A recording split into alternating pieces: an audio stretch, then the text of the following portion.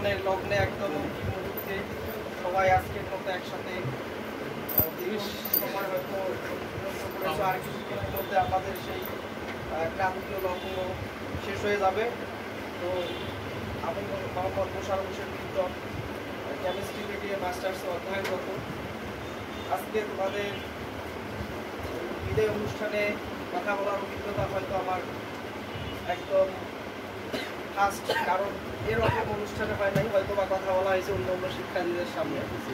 দাদা ইনভাইট করতে আসছি, যাই হোক ভালো লাগছে। তো আজকে শুভেচ্ছা বিনিময় শিক্ষার্থীদের পক্ষে থেকে শ্রদ্ধেয় শিক্ষাগুরু,